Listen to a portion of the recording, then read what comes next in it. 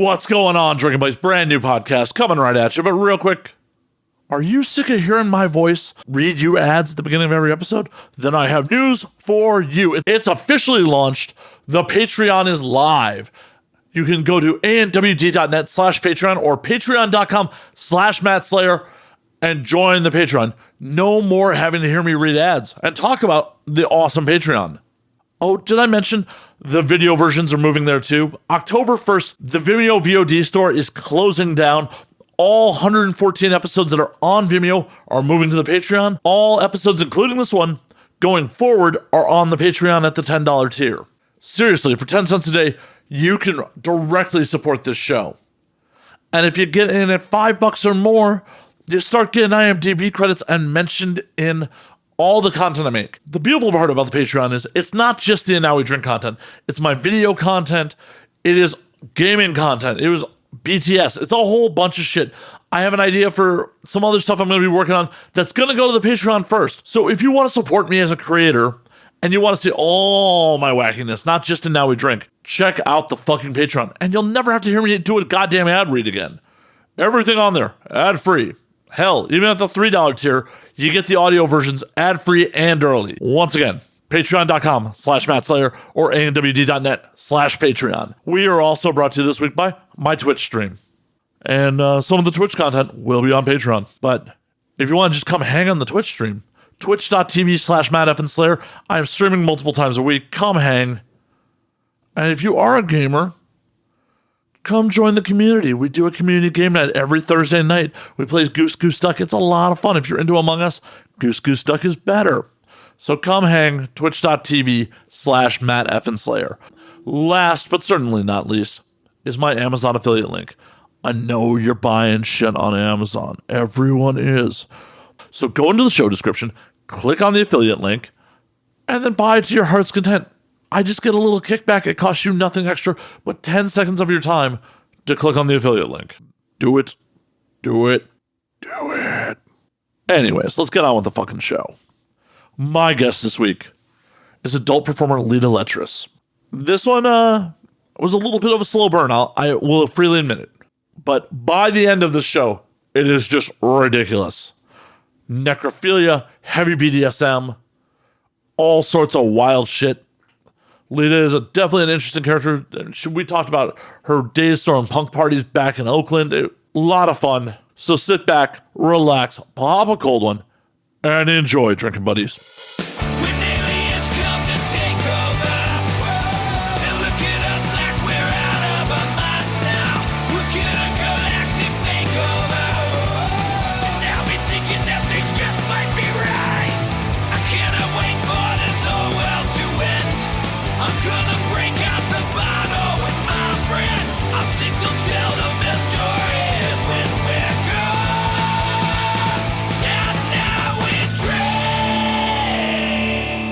For fuck's sake, if you were still at Walmart, there's a good chance, like, statistically, you'd be on welfare, and that would be no fun. Yeah, it's true. Not that there's anything wrong with being on welfare, but there's a problem with working a full-time job and still needing welfare when you're owned by billionaires. Yeah. I used to work on food trucks, and then I waited tables, and then I was like a bartender waitress, and then I was like working in a grocery store, and then I like moved up and was doing computer stuff there, and I was doing this all the time. It was actually cool. I got a lot done once I moved upstairs. I had more time. As much as, like, on air, I don't like to talk to people, like, about how they got in the industry. It's generally most people are like, had a weird path to end up here. Most people don't. No, I just trailed off on my old jobs. Like, I wasn't even thinking about my job now. I was just like, I worked at Walmart. I did this other thing. I actually drove a food truck for a long time that had no shocks. A cupcake truck with no shocks in it. That sounds like really messy cupcakes. It really sounds like a disaster waiting to happen. Just frosting everywhere. You can't even like believe that was my job for like 9 months of my life. I'm sorry. It's just funny. It is. A big ass, like it was like a ice cream truck style box truck. Yeah. I worked on another food truck before that, but I didn't drive that one. Did the cupcake truck like have the same, ring that like the ice cream truck did? Did people come running? No, we didn't like ring. Like, it wasn't like that cool. They just, it was like fancy cupcakes though. They were good. Like, where do they compare to sprinkles? What sprinkles? Oh, out here in LA, they have like the cupcake ATM. I actually don't even eat sugar anymore. I hate to break it to you. The White Claw. Well, not a lot. 2 grams. I mean, depending on the substance, then 2 grams can be quite a bit. Not sugar, but I just don't eat anything like super sweet anymore. But yeah, no, when I used to though, she made these like Nutella cookies. They were crazy. They had like a scoop. They were like, I'll tell you how she made them. They were like a traditional chocolate chip cookie batter without the chocolate chips. And then like she would put a little bit of Nutella, I think, in the batter or something. I don't know. But they were just like a chocolate chip cookie. And then she'd like push them down like a thumbprint. And she'd put like a scoop of Nutella in the middle. It was so freaking good. I was like, God damn it. I literally just ate. Now I'm hungry again. I know. I'm sorry. No need to apologize. I don't even like eat that stuff anymore. So I'm like actually listening to it. And I'm like, if I ate that right now, I would probably like vomit. But it was, you could just make them. I mean, I could, but I won't. Well, you're missing out. No, because I'd probably horribly butcher them and then be like, what the fuck? This recipe's bullshit.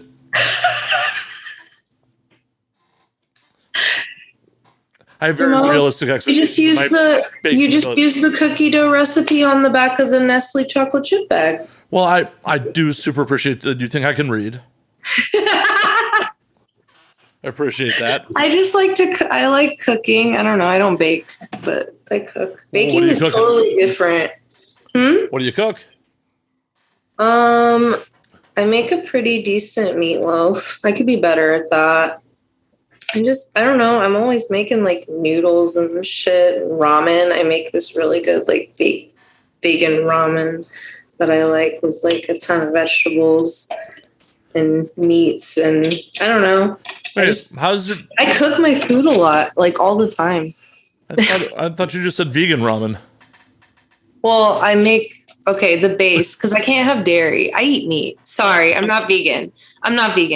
The base and stuff is vegan. Sometimes I leave it vegan, but sometimes I put chickens in it. Fair enough. Because I'm about to say, like, one of my favorite parts about ramen is the pork belly. Like, you got to have the pork belly. Oh, I go and order that. I don't know how to cook pork belly. I've never done it. I was actually just looking into that. I was like, whoa, yeah, no. But yeah, I don't know. See, I don't understand how people can be vegan. Like, meat's fucking delicious.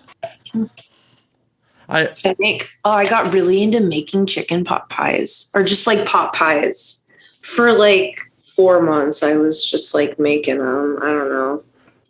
Like, just, like, are you making the pie crust from scratch? No, I wasn't making the pie crust from scratch, but I was making all the filling and I was like chopping up my own vegetables and all kinds of stuff. So what you should do now is start an OnlyFans cooking show. OnlyFans cooking show, yeah. I want to do that. That sounds really fun. I mean, that's one of the beauties of the medium is you can really get away with doing just about anything. Paris Hilton got a cooking show, and I want a goth bimbo cooking show. Do it. What's stopping you? Do it. I want one. You gotta like decorate the set with skulls and everything, like make it super goth. Oh my god! Like the super goth kitchen. I want to do this so bad. Like, be like, oh, and we're just gonna add some tears for flavor. Tears. Dark. No, I would be like Elvira. She's kooky. I like her a lot. Elvira's fucking great, and so many early boners. Fucking Elvira. I like her. I saw her at a convention once. She is still hot as shit. She's really hot. And for me, like, I have a thing for redheads, so it's like when she doesn't have the wig on, it's like, oh. Yeah, Cassandra. Yeah, she is real hot. Listen, I like redheads too. Have you seen Righteous Gemstones? I have not. You need to watch that. Tell me about it. It's on HBO. I think they're making they have another season coming out finally after COVID. It's Danny Masterson. I'm going to pull it up because I know it's a Danny Masterson show though. I don't know. I like him. It's got John Goodman in it. I did catch an episode of that. It's literally about like it's parodying like those rich like the mega churches. Churches, yeah. It's Danny McBride, John Goodman, Adam Devine. I don't know. I said Danny Masterson. I'm so fucking high. Yeah, Danny Masterson, I think, is in jail right. Yeah, I know. I can't even. So bad. Anyway, it's Danny McBride. I'm really stoned. It's really funny. It's fucking hilarious. I did catch an episode, a couple of I've seen it so many times. Is that how you've been burning a lot of the pandemic? Was rewatching that, or? I guess just like exposing more people to it.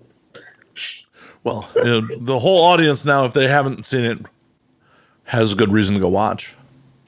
Yep, you should go watch it. They have season 2 coming out. It's really funny and it's dark. I mean, dark humor is the best humor. I don't know. I've never been a fan of just fucking like, oh, happy-go-lucky. Like, no, like shit, fucked up, dark shit is what I laugh at. Yup.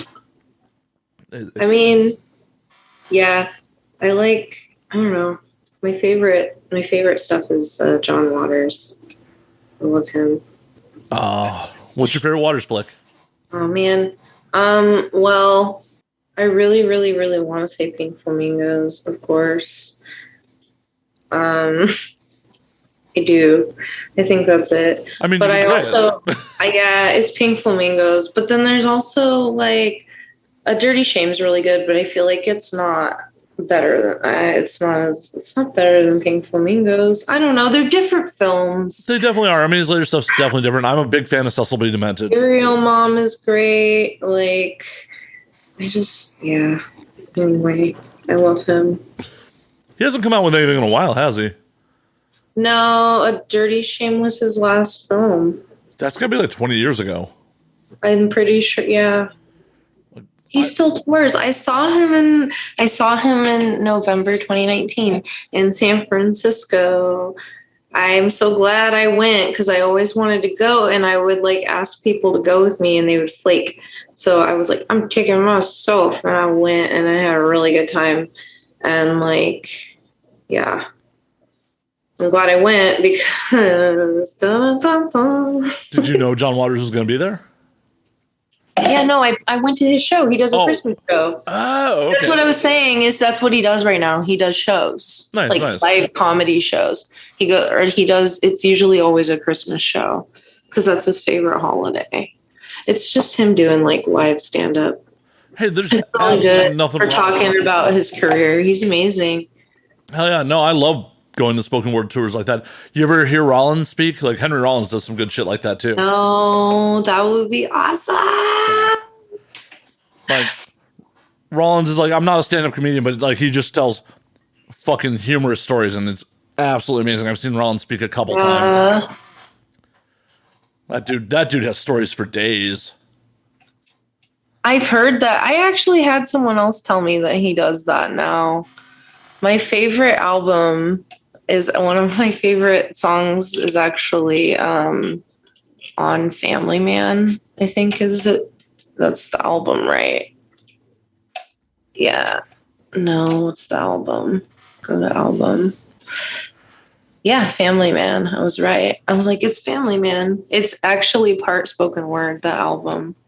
But it's like part spoken word and then part instrumental. And then I think there's a couple of bangers, but there's like a really good instrumental on that album. I won't stick any of you until I can stick all of you. It's just like a really good, I don't know. I like that album a lot. Hell yeah. Fuck. Shit. I'm trying to think of, I've heard that album. I don't think I have. Shit. It's got the Radis Norvegicus spoken word on it. Definitely have to check that out. I feel like if you've heard that where he talks about the rat, I don't know, or the salt on a slug spoken word. Yeah, it's partially Henry Rollins doing spoken words. I will definitely have to check that out. It's pretty cool. Someone's going to be like, "Meh." Oh, I'm not losing any sleep over someone. I'm just kidding. If they are, whatever. Family Man is great. I've even got my cum rag shirt on. I didn't. For the audio audience, like, I'm literally that oblivious. I'm like, I did not, like, oh yeah, that's. Yeah, I'm wearing a Black Flag Bars shirt, white on black, and it says cum rag instead of Black Flag. Yeah, I'm just brought up Rollins out of the blue, not because of the shirt. Like, that was really just me being oblivious. I know. I was like, whoa. Yeah, my friend makes these, Cloud Curator. Hell yeah.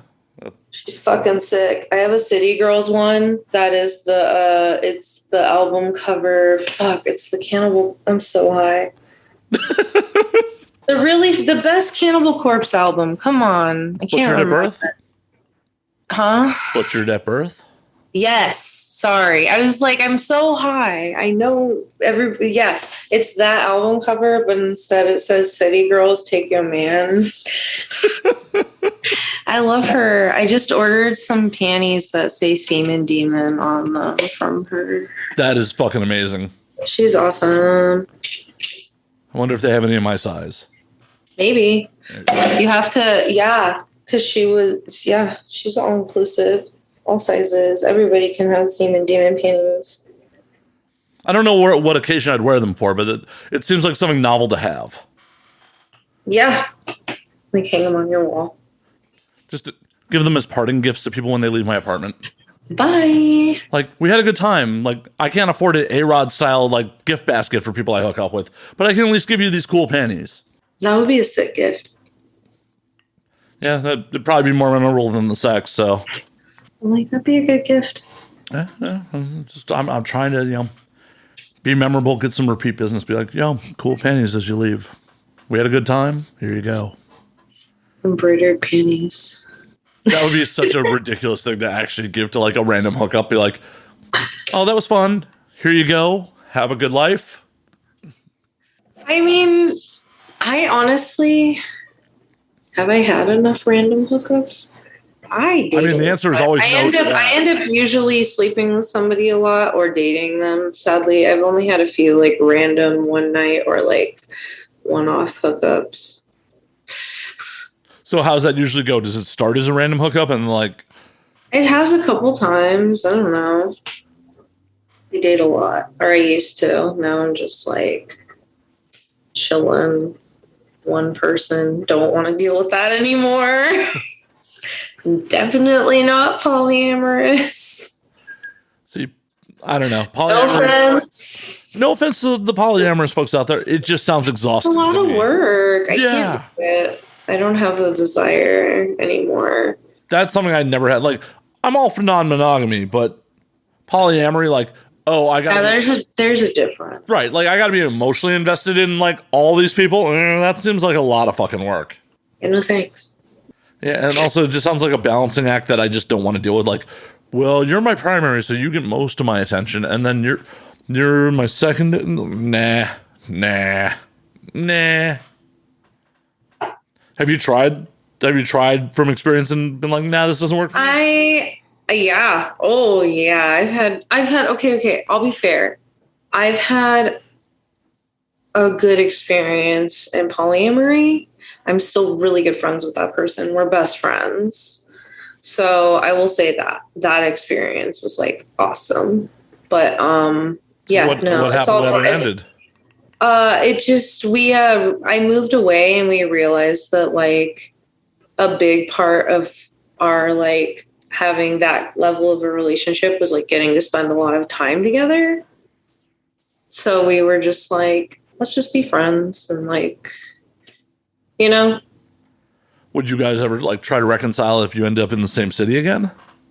I mean, like, we're friends. We're like play partners. And it was never actually really like that. Like, this person's really like into like BDSM and stuff. So we dated and I love them very much.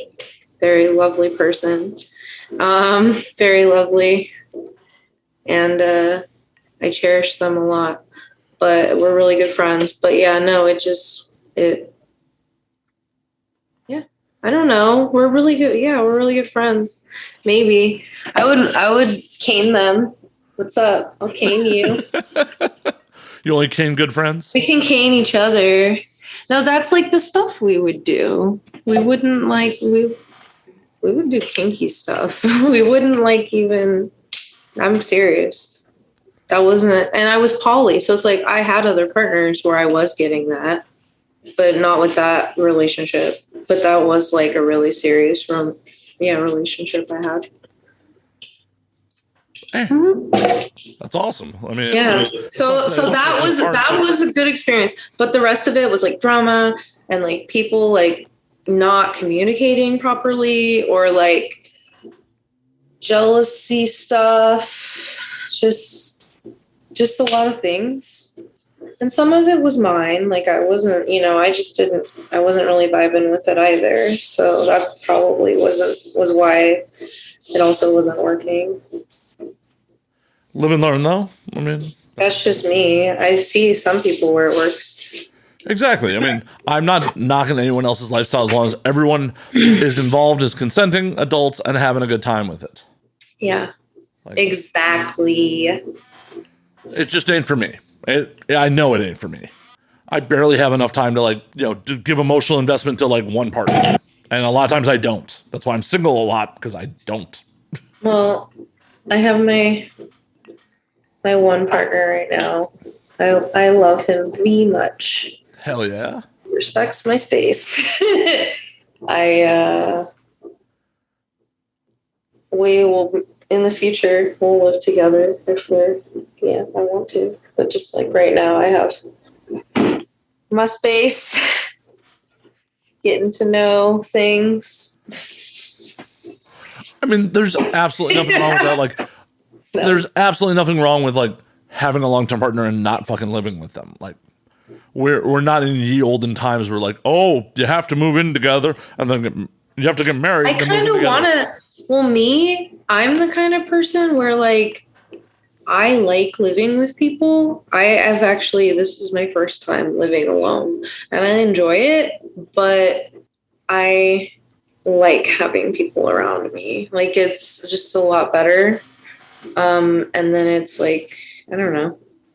So I've thought about like moving in with roommates, but no, I'm good for now. I'm just like, yeah, I want to get to know this person better. And I don't want to go into a roommate situation right now. And I also kind of I think it's good to live alone for a little bit. I agree. Like having roommates, and the thing about it is like almost every roommate situation I've ever had in my adult life was like, oh, hey, I moved in with friends. And then like a couple months in, it's like, oh, hey, just the guy I nod to in the hallway and we both paid the same bills. Never strengthened friendships. Not once. That might just mean I'm a horrible person to live with, but yeah. No, I've lived with I've lived with people who just doesn't work. Just doesn't work out. It's a very sensitive space, Yeah, you have to find like the right balancing act of like. I lived with someone that I really liked. Like we were really good friends, and that was cool. That was nice. But yeah, after a while, it still gets like you still fight with each other. People come home in bad moods. Like sometimes people don't pay the rent on time. And you're the person on the lease who has to cover the rent for 2 weeks. Yeah, that's always a way to sour a friendship. Yeah, I'm always like, yeah, no, not right now. I don't need to. that never. When money gets fucked up, like that's the end of almost any relationship. Crazy stuff. But it was cool. Like I liked it at the time. It's like at the time it worked. Like it's cheaper to live with people. I do like living with people. I also was like throwing punk shows and house shows in Oakland, in like out of our house. We were doing that. So that was cool. And I was younger and now I'm like, no, I don't want to deal with that. Makes sense. And the roommate was cool with the punk shows, or they stopped being cool? Yeah, he was in a band too.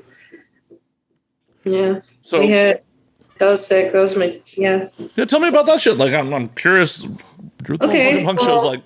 I moved to Oakland. I mean, like, not exclusively punk shows, just like, okay. Well, you're throwing shows.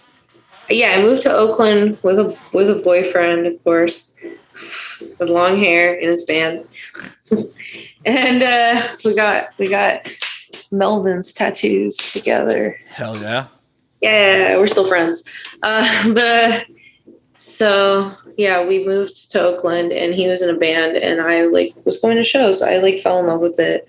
I was going to all kinds like stoner metal and like he was in kind of like a 70s kind of stonery metal band. Like Sabbath-esque or?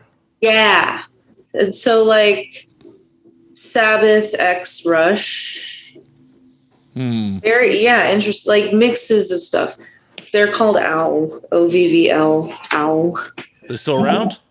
Yeah, they're great. Plug in them. OWL, serious. Look them up. Floating Island. I will check it out. Yeah, so good. But we moved there, and then the way it is like, it used to be this way before Ghost Ship. I'm sure people know what Ghost Ship is, which was like a warehouse fire a few years ago. And since then, it's not the same as it used to be. Like, we used to pack houses with people, in Oakland, like punks and metalheads and like safety violations and like tons of weed and booze and like just crazy stuff. And so I started offering our house, like my roommates and I were like, yeah, but he was like, I don't want it to be a punk house, but we can have like shows. And I was like, okay. So we would throw shows. My 21st birthday was really fun. I had Lecherous play, which is like a local Oakland punk band. And it's partial members of Annihilation Time, which is like a really old punk band. No, Lecherous is like a classic rock and roll band for sure. They're really great. They played really fast, heavy rock and roll. And they played my birthday. And that was kind of awesome. Tell me about the night. Like, how'd the night go? Like, set the stage for your 21st birthday. It was my 21st birthday, and my mom used to always say, like, when you're 21, we can be friends. So she came up for my birthday party. We had a keg. I got a keg, and yeah, we would throw keggers, but I got a keg, and my mom brought me a cake with like a drunk Barbie on it, like a Barbie doll that was drunk. I don't know. And yeah, all my friends were there. It was sick. It was so loud. Like our house would just, I don't even know how our neighbors like never called the cops. It was just so obnoxious. We would stop around like midnight though. Like we wouldn't like go till like hella late. So I feel like they were kind of cool. Like we weren't in a super upscale, like rich neighborhood or anything. We were kind of just like, yeah, closer to like West Oakland. So it was like, I feel like people were kind of just like, whatever, you know, they were like doing bigger crimes and they didn't need the police around. No, not even that, but just, yeah. Or they just don't want, they're just like, they're it's freaking Friday night and they're done by midnight. You know, like there's no point in calling the cops over here. Why would we do that? Like one of our neighbors said something to us once, but we were like, oh, sorry. Like, but I'm still just like, now, like you'd get the cops called on you for sure. Oh, 100%. Like everything going on. But yeah, you can't do that anymore, especially with ghost ships. So I stopped doing it after a few times because people were just like, they were just like really disrespectful and I just didn't want to deal with it. There would be like hundreds of people there. It was crazy. Like a couple hundred people. That's a lot of people. Yeah, especially in your space. Yeah, that. We're talking like an old Victorian home though. Yeah, that's so sick. Sick. It's sick, but it's also like we would throw sick Halloween parties. Yeah. I couldn't imagine like having that many fucking strangers in my house. Like, yeah, no, it was. I can't believe we did that. I'm sure it was awesome at the time. I'm sure it was absolutely. Yeah, awesome. Now I'm just like. We've all been there. Like, did shit years ago. Like, oh, that was a lot of fun. That was awesome. I would never do it again. Like, oh my god, no. So, but I don't even think they do shows as much like that anymore. Some places, but I'm sure some spots do. But do you ever think about like just pursuing a career in music? Or I wanted to do that. I actually dated somebody for a while that was like a local booker, and I know people, things a little bit. I could if I wanted to, but it's a lot. I don't want to deal with it. I like music. I collect records. I listen to music every day of my life. What's on your cherished vinyl? I have a lot of Melvin's vinyl, and that was really cool because for a long time they didn't repress their stuff, and so their records were really expensive, and they're still kind of pricey. I don't collect for for value. I just like collect stuff. So I have a couple things. Like I do have a pentagram, like the band from the 70s. I have like a double LP like box set. Like it's two or like a double. It's like two records, but they're both doubles, and they're Last Days Here, Volume 1 and 2. That was like really sick. And just like I like a lot of like stoner, like I like Denava, I like Electric Wizard, I like Sleep. I have a lot of stuff like that. Black Sabbath for sure. Rainbow. I also listen to stuff like I have a Led Zeppelin tattoo. That was my first professional tattoo. Like Steve Miller Band. I've seen them live. That was fun. I saw him. That was sick. I like emo music. I don't know. I like Silverstein. Like Taking Back Sunday, like Pierce the Veil and My Chemical Romance and Fall Out Boy. I love Fall Out Boy. Their music isn't very good anymore. Sorry, boys. I break it to you. I'm that metalhead girl you met a few years ago. You thought I was really cool. Well, you still think I'm cool. I'm telling you, it's not good. It's not looking good, boys. See, the Fall Out Boy guys are from one suburb north of me in Chicago, so like I got to have a little rivalry there because like that suburb, like it's just silly drama, but it's like, oh no, that's the rich kid suburb. Fuck that. Well, they sold out. I'm sorry, man. They started off in the rich kid suburb. They started selling out. No. Yeah, all those guys came from money. They were really nice to me. Oh, I'm sure they're nice dudes. Like, no, they're nice, but that's just like. I mean, I'm not trying to shit on them if you enjoy their art. I'm just saying the content of their art. I'm just like now like. Oh, they kind of just sound whiny. I didn't even realize they were still making shit. Yeah, no, it's not. It's not great. It's not good. It's not good. So what shows like what shows are like your top tier like fucking shows? Every year I go like live music and stuff. Yeah. Every year I go to see Melvins, my favorite band. Every year, once if not twice. I'm going to tell you something that's going to make you real jealous. Real jealous. What? My first show was the Melvins, Reverend Horton Heat, and White Zombie. Nice. Like that's cool. Dale Crover follows me on Instagram, and sometimes he likes my thirst traps. Yeah, that's sick. That's sick. What's up? No, that's a sick lineup.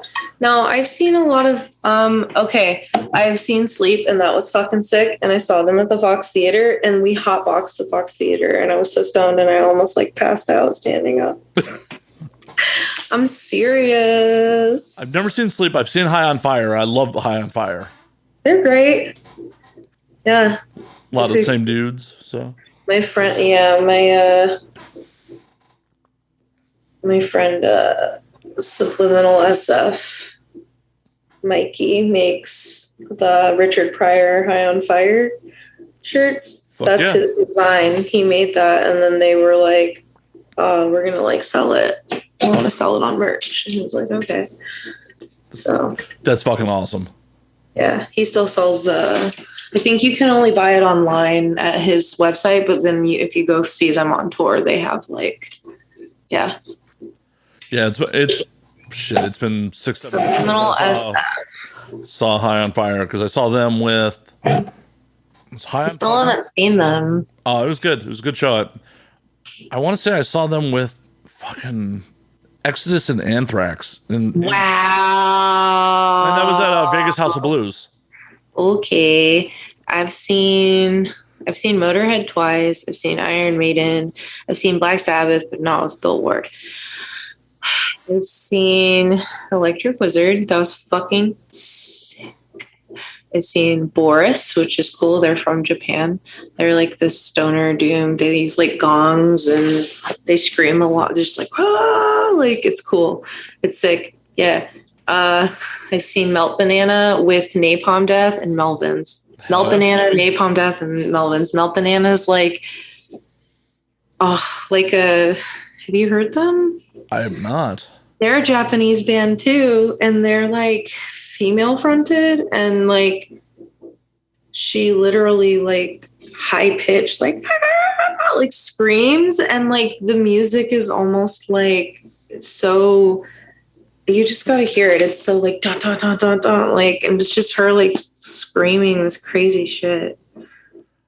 It's fucking sick though. I will definitely check it out. I've also seen like I went and saw Odd Future like years ago, and they're that band that Tyler the creator used to like have a punk band on his label or something. I don't remember their name, but we went and saw that show, and that was cool. And then I've seen, I can't even think right now, King Diamond twice. Oh, that's sick. I saw him do a Merciful Fate set. That was fucking sick. Yeah, I have a... This is for the video audience only. This is the...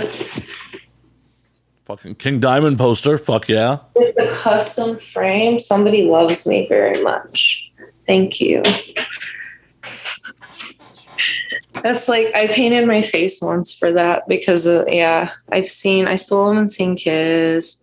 I haven't seen Alice Cooper. Who else? Why can't I remember? I've seen Taking Back Sunday. I've seen Pierce the Veil, Fall Out Boy, Paramore,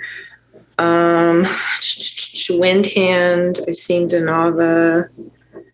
I've seen Uncle Acid. I saw Uriah Heep and Judas Priest. That was so sick. Priest is still such a fucking good show. Like I was just talking to someone else about this on air about Rob Halford is such a good frontman. He's like, even if you're for whatever reason not into Priest, he's so great. He's so fucking great because I've seen Priest with Halford and without, and they're two different fucking shows. They're completely like, I don't understand how the rest of the band's like, yeah, we can replace Rob Halford. No, you can't. And the best Judas Priest album is the first one, Sin After Sin. See, I am a big fan of Screaming for Vengeance and British Steel. Those are great, sure, but no, they're great.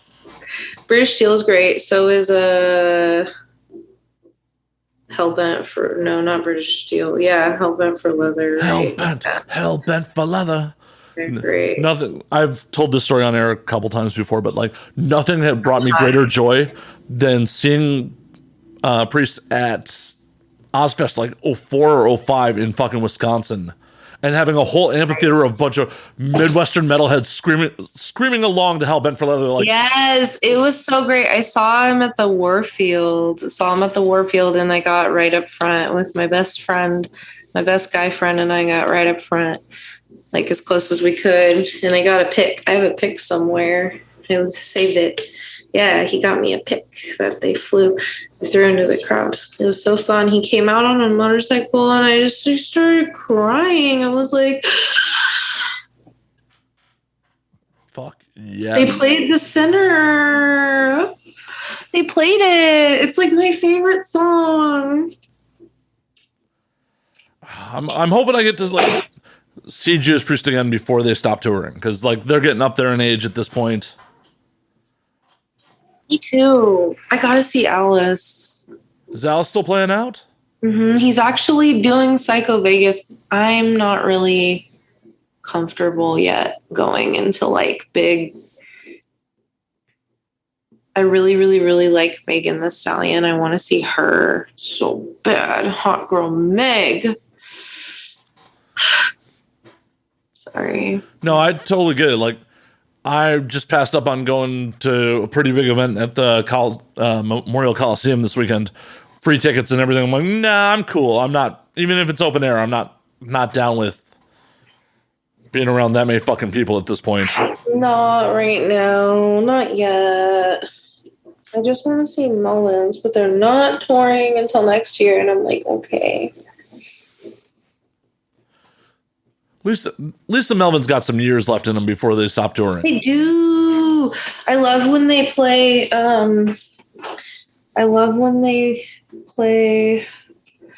Gosh, just love Donuts. They only play it live, and it's so good. It's really good, and the crowd just like chants along. Make those donuts with extra grease. This batch is for the chief of police. That's the whole song with like guitar riffs in between. It's an old punk song. They always pick like stuff like just that they only play on tour every so often. Well, and I super appreciate that shit, because like if a band is just playing the album or just playing the hits, it's like I could have stayed home and had this similar experience. You want it to be a show. You want it to be something like that's a memory that you're just like, oh, I only got this because I got to see them fucking live. Yes. I love them. I love them so much. I saw them with the Red Cross finally, because Steven from Red Cross is in Melvin's right now. So, or he's been in for a minute. And so they toured with Red Cross, and that was so sick. Like, they always sound so great. They always play killer shows. Their music is so versatile. I love them. They make me happy. Fuck yeah. So, besides the Melvins, the minute it's safe to do so, what show are you going to? Ooh, well, I do want to see Megan really bad. I wanted to go to Psycho, but I'm not going to go this year. Well, if it's safe, I'm going to go to AVN. That's for sure. That's a different kind of crowd thing, but that'll probably be, honestly, at this point, with the way everything's looking, that might be the first thing I end up doing that's like that. I honestly feel like AVN 2022 may not fucking happen because people. They're ruining everything. No, maybe it's time. Maybe it's just, I don't know. We'll figure life out. It'll be fine. Maybe I'll. Yeah, no, Megan or Melvin's. M's, my big M's. Your big M's. Alice. I would love to see Alice. Oh my God, Rob Zombie. I haven't seen Rob Zombie. Okay. I like Rob Zombie. I like his movies a lot, but not the Halloween movies. Robert. Robert, we need to have a discussion. Hey, he made his money. Like, not all art, you know. Some of it, you gotta pay the bills sometimes. Well, the movies are aesthetically beautiful. He makes amazing movies. House of a Thousand Corpses, one of my favorite movies. I watch it multiple times a year because I'm a freaking weirdo. Yeah. So it's really, I love him, but I didn't need a backstory for Michael Myers. I didn't need a backstory. Like, I didn't need to know a tortured childhood. He's just a psycho. And then John Carpenter, after I saw that movie, John Carpenter did an interview and he said the same thing. And I was like,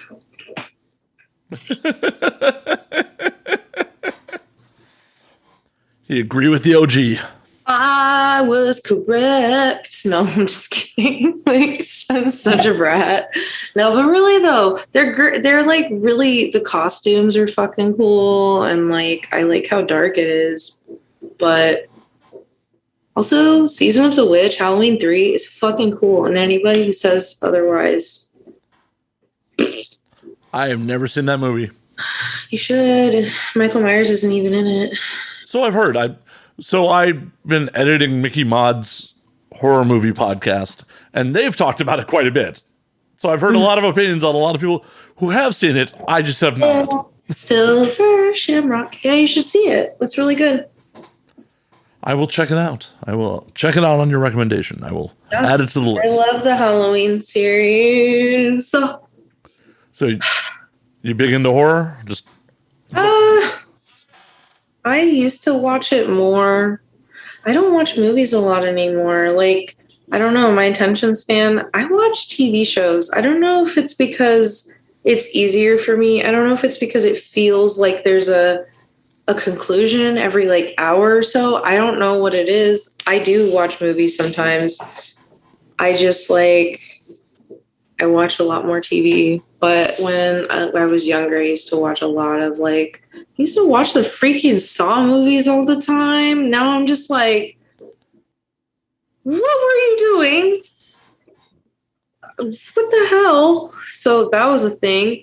I love The Exorcist. Jennifer's Body is one of my favorite movies. Little Gay Me. Used to watch that because that movie is really gay.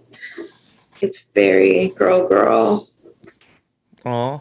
It's very girls in love and demons. So I love that movie. I have a DVD copy of it because I'm a nerd. The Exorcist 2 and Evil Dead. And I like the Evil Dead remake. I never saw the remake. I felt it was an unnecessary remake, so I didn't want to support it. But it's Sam Raimi. If he had money in the... Yeah, but half the charm of Evil Dead is he had no fucking money. But it's so good. I love it. No Bruce Campbell. That's not necessarily true. Well, he's not Ash. He's not, it's not sawing off his own hand because it went bad. That movie's freaking brutal. The new one or the old one? Yes, the new one. It's great. I recently rewatched it with somebody. A guy, this was actually months ago, a guy I was dating, and I was like, hey, do you like horror movies? And he was like, yeah. And I was like, do you like Evil Dead? And he was like, yeah, it's okay. And I was like, have you seen the new one? And he was like, no, and so we turned it on. And we're getting into this movie, and he's literally like, looks at me and he's like, I might pass out. And I was like, what do you mean? Are you okay? And he's just like, yeah, no, like blood kind of like fucks me up. And like, sometimes I pass out. So like if I pass out, and I was like, we don't have to watch this movie. Like, it's brutal. Like, it really like made me aware, like more aware of how brutal the freaking movie is. Like, Number one way to not impress your date. Be like, I'm going to pass out at this horror movie. I'm sorry, babe. Like, I was just like, we can turn it off. He was like, no, it's good. I'm like, honest though, did you lose a little respect for him over that? No, I made him watch it. We're watching my movie. I want to watch the girl cut her arm off. Thank you. Did he end up passing out? No, he was fine. So he just was, bitching and then was fine. Oh. No, it wasn't like, he was just like, I might pass out. And I was like, he was like, no, he was really chill about it. Okay. Like the way he said it really was like nonchalant the way I said it. Like he was just like, I might pass out. And I was like, what? That's why it like caught me off guard. Cause he was like so chill about it. Like, yeah, I might, just like letting you know. And I was like, that, like, it really was like that. See, if I was him, I would just shut my fucking mouth. And if I passed out, I passed out. Like he literally was just so chill about it. Yeah, I might just pass out, just let you know. You want me to turn? No, we're good.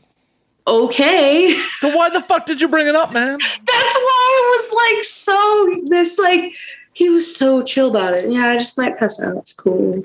Anyway, yeah, no, but that movie's sick and it's brutal. It's nasty. I will have to check it out. I will. Nasty. You give me a lot of flicks to go check out during this podcast. Really? I enjoy movies, so I will go check. Yeah, what kind of movies do you like? Oh, well, I am all over the place, but I enjoy sci-fi, heist flicks, most of the works of Quentin Tarantino. Nice. I've seen most of those. Which one haven't you seen? Maybe I've seen them all. I think I have. There's only like 9 of them. Yeah, I've seen them all. Yep. I did. I went and saw, I used to be really into it, and then it lost. It's good. He's great. His art is good. His art's good, but like... You get older and you're just kind of like... you see things. I mean, I'm not saying there ain't some, problematic... in lots of things. Totally. Like, I'm totally the kind of person that's just like, I'm not super sensitive about stuff as long as it's not blatantly like, you know what I'm saying? Well, like, intent's important. Intent is absolutely important. Like, obviously if somebody was being like blatantly racist or something to someone in front of me, or I'd be like, bro. Yeah. That's not. But like, I understand that in contexts of art and stuff. I mean, there's definitely things in some Tarantino movies that did not need to happen. Did we really need Quentin Tarantino on screen just shouting the N-word during Django Unchained? No. Or, no, he's done that a couple times. Also, I love vampires. Just to say, fucking From Dusk Till Dawn is the shittiest vampire movie I've ever seen. Why does it fucking exist? And you know what? Everybody defends it because of Salma Hayek. I'm not talking shit on her. That's my girl. No, if I want to see a Salma Hayek performance, I'll go watch Desperado. I've never seen that. How have you never seen Desperado? Okay, just so you know, there's a lot of things I just haven't seen. I was very sheltered growing up. Oh, I'm sorry. Desperado, which is also a Robert Rodriguez movie. I like him. Is far better From Dusk Till Dawn. Far better. I don't like From Dusk Till Dawn. I'm just like, it's painful to watch. Anyway, so yeah, I like Quentin Tarantino. I think my favorite is definitely Kill Bill. Part 1 or Part 2? I was just thinking about that because I knew you were going to ask me. I think Part 1. See, I'm a bigger fan of Part 2 because I feel like Part 1 doesn't have as much like snappy Tarantino-esque dialogue. Like, I enjoy Part 1, don't get me wrong. But I feel like Part 2 feels like more like a Tarantino flick. Yeah, I'll say that. I mean, part of it might be just because Michael Madsen's monologuing in part 2, but yeah. I've seen all of them. Like, Inglourious Bastards is good, but it's not on my personal like favorites. It's good. All of his movies are good. Okay, the ones that even like Four Rooms, other than the dead hooker joke, it's a good movie. I don't like that. That makes me sad. Four Rooms, like, for the time, it's a good movie. It's a good movie, and it's also like, how many times do you have 4 different directors directing the same movie? Yeah, and yeah. Oh my god, yeah. Death Proof is actually probably my favorite. I take it back. Really? Yeah. See, Death Proof is one of my least favorites. I have a Death Proof like poster thing in my room. Sick. Maybe I'm gonna have to rewatch Kill. I've seen Death Proof the most because I just fucking love it. I don't know. I just love that movie. I love the music. I love the cars. Like, I don't know. I think cars are sexy. I love that it's like women, like it's like hot girls and like freaking, I have the biggest crush on Kurt Russell. I want him to lick my toes in a creepy way. The movie's so crazy. And Rose McGowan, like, I really like a lot of stuff she's in. Like Jawbreaker, classic. Fuck yeah, Jawbreaker.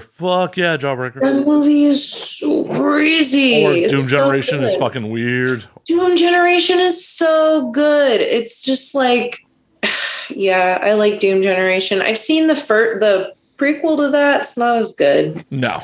It's not even, they don't even feel like connected. It's very weird. I mean, they're both very weird movies, but I do like what's the other one? The one that's Death Proof and Planet Terror. Which is also Robert Rodriguez. Yes. See, the problem is the reason I don't like Death Proof, and I've been saying this for years, I need to go rewatch Death Proof, was I saw Grindhouse in theaters as the double feature. And Planet Terror comes first in the double feature. Yes. And Planet Terror is so fucking fast-paced compared to Death Proof. So when you're already in the theater for like 2 hours already, and Death Proof does not move as quickly, it was just like, yeah, I'm not feeling this. Like, it's great though. Well, it might be really good on its own. I own a copy of it. I just need to fucking rewatch it at some point. But at the time, there it is. All the carbonation. Yep, it's coming up now. Well, take some time, I gotta rewatch Kill Bill, apparently, because I'm like, now I'm like, which one's my favorite? So I still go with the classic overall with Tarantino, which is Pulp Fiction. Yeah, I have that soundtrack on tape because I still have a tape player because I'm a nerd. It's fucking sick. Bet it's worth money. Oh, I'm sure it is.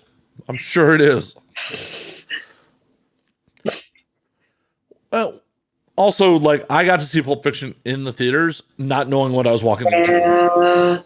I got to see. I don't like Django. I did when I saw it, but no, it didn't age well. Like when I saw it at a younger period in my life, it just didn't age well. For me, but it's good. It's a decent movie. But it's decent. I saw that one in theater. Yeah. Well, why can't I remember the actor's name? He's the Jew hunter in fucking Inglourious Bastards. Oh, why can't I? Christoph Waltz. Christoph Waltz. Yeah. He is fucking great in Django. He's great in Inglourious Bastards. He's great. There's things about them. It's just, I'm not even going to say it. So I mean, there's definitely some shit with that movie. It's just, I'm not going to say it because it's just a really violent movie. I think everybody feels differently about it. I'll say that. I mean, I honestly feel like the movie also could have ended 15 minutes before it did. Yeah. Like the whole sequence of Django being resold. Spoilers for Django Unchained if you haven't seen it. Like, if you haven't, it's like what, 10 years? At least.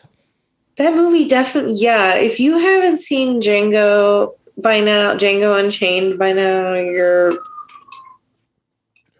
the whole like sequence of sorry. him getting sold back into slavery and then getting back out and then more revenge is just like, this is all unnecessary to the story. Yeah, it was just really. I don't know if I'm gonna ever rewatch it because I feel like it now. I would just be like, Lita, is the law coming for you right now? Is that what I'm hearing? The law's coming for you? oh my god. No, I'm near it's the freaking city. There's shit happening. There's not really anything near. I'm like, I don't know what I was saying. I'm like, I live in the city, so there's just cops. I've actually never been arrested. How have you avoided arrests with all the shit you were doing? I don't know. I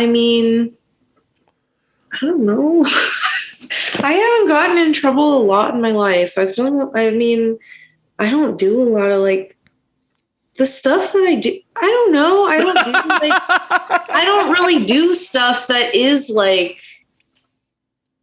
maybe I don't get caught. I don't know. That's the right answer. Some of the stuff I do is just definitely, but also I really don't like, I don't do that much.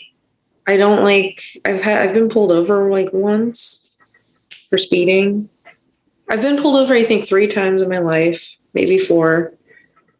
For like, one of them was because my tail light was out, and it was funny. I worked at a care home at the time, so I had like my little scrubs on, and it was at night, and he pulled me over, and he like shines this little light in. And he goes, "Oh," and I was like, "Yeah, oh, sorry, I didn't know my tail light was out. Like, I have to go like to my shift right now." And he like totally thought I was a nurse and was like, "Oh, okay, just like get it fixed." Like. So I don't know. I don't like cops. They scare me. I kind of try to avoid them. I also don't have I'm not really usually doing anything that's like most of the time, honestly. Though technically making pornography in Nevada is illegal. Technically. That's not true. Oh, it is. It actually is. Don't say that. I'm letting you know. It's not true. Oh, 100% it is. Dead serious. By the letter of the law, it is only legal to make pornography in California and New Hampshire. But I'm in Nevada. Yeah, I know. It's technically illegal to make there. No. Yes. That's not true. It is true. I'm Google checking. Feel free. It is legal to make it in California by a state Supreme Court ruling, and New Hampshire just put it on the books. It's just not enforced, but it is not technically legal to make porn in Nevada. No, that's not true. Did they vote something in? Hold on. Yeah, no, it's allowed. What does it say? Yeah, no, in California it's illegal. It said that it's not. It says the legal status of adult film production in Nevada is clear. Under Nevada law, porn is not prostitution. Thus, it cannot be prosecuted as such, nor must adult film companies be forced to open their own brothels in order to make their movies in Nevada. Well, that must be a fairly recent change. A bunch of people are moving. I was going to say the reason everybody's moving here is because of the stuff going on in California between those laws you were just talking about and the lift laws. Boy, yeah. Which ended up fucking everything. It fucked everything. Stuff and everything. But yeah, for a very long time, Nevada was not legal. South Florida is still not legal. It's just not enforced. Well, that must be a fairly recent. I live here. I can a lot. Well, at the end of the day, it was never fucking enforced. Like, I lived in Vegas 10 years ago. I moved there for the biz in 2011. And when I moved there, it definitely was not legal. But people were just like, whatever. They didn't care. Well, maybe they changed it. Yeah, I'm curious when they changed the law. I'll have to look into that because I've been espousing that. I was like, it says this. I'm not lying. I just Googled, is it illegal or is it legal? There it is. Yup, there it is. There it is. There it is. Yeah, no. But at the end of the day, like, it's a silly law because. No, the thing that's illegal here is BDSM. Really? 100%. There's a 100%. Like, it really? Yep. I think it has to do with like liability. I don't even remember. There's a reason. There's a bunch of dungeons, aren't there? So there used to be. I mean, there used to be full-on swingers clubs too, and like all sorts of shit. I might know of like a couple of personal dungeons, but they're definitely really private. I mean, that's honestly how it should be. Like, especially in this day and age, you really want to go one that's like semi-open to the public.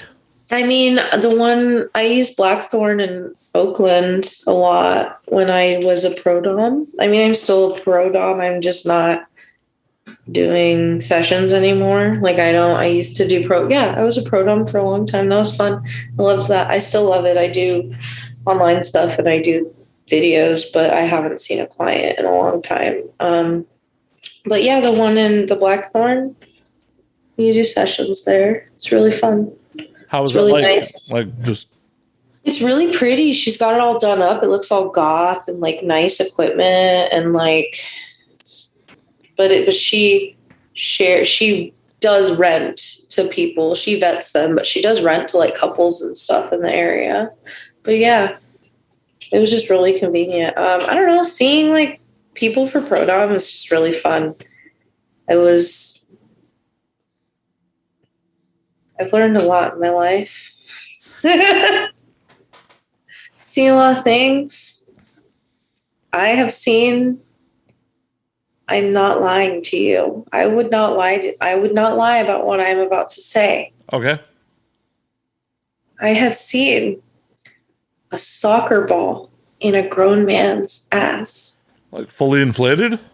Yes. Eesh. I've seen some things.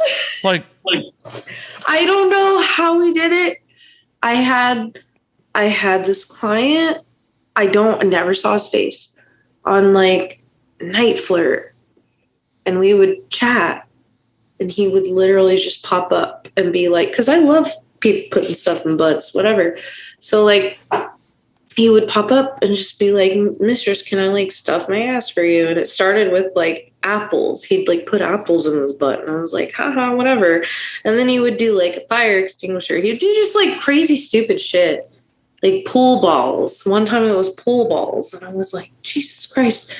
And then it was a soccer ball. I was like, first I was kind of skeptical after like the first photo, but then he kept coming back. And in my head, I was like, somebody is taking these freaking pictures. Maybe it's this guy. Maybe he found them somewhere. This actually is real. Like, this has to be like this. It's pictures of like the same room with the same person, like putting different things in his butt. Like, just so, are you watching him fully insert the soccer ball? No, he would just send me pictures. It was already inserted when you saw it?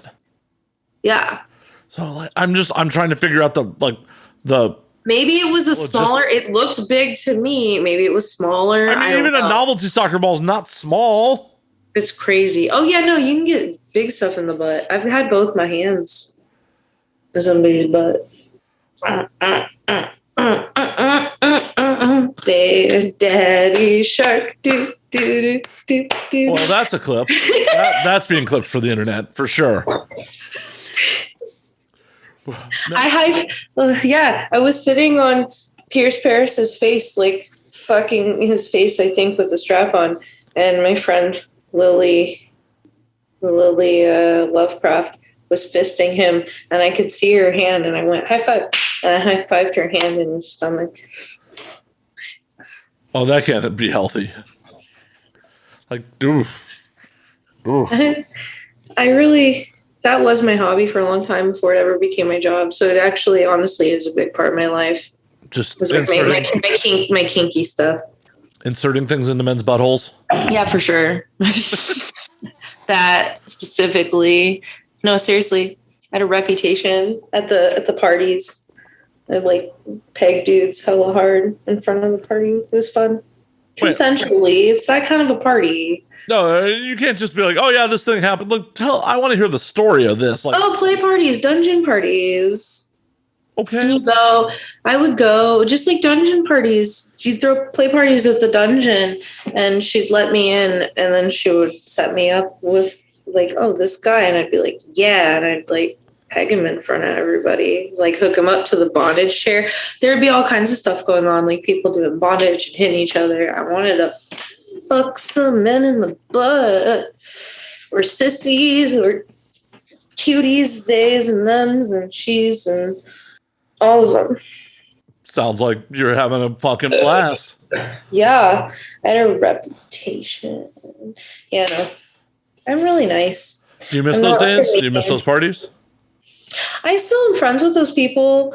I'll go to a party again. I like to play harder with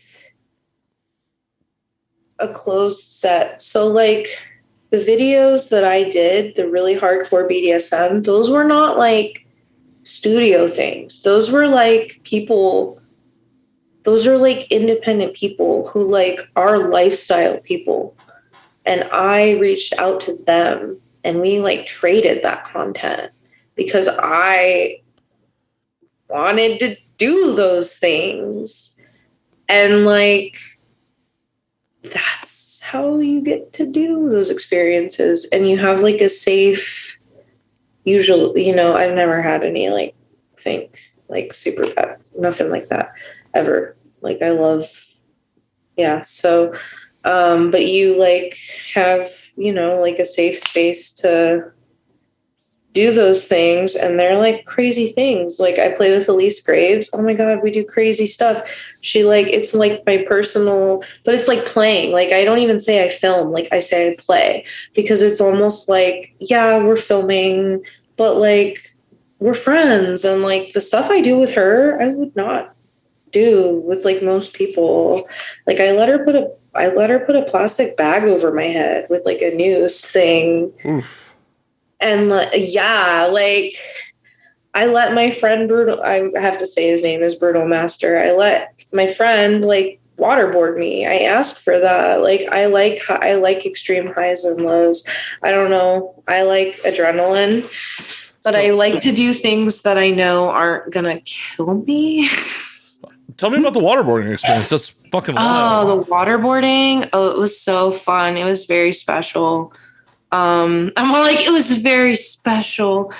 Well, I saw a video of Charlotte Sartre getting waterboarded with piss.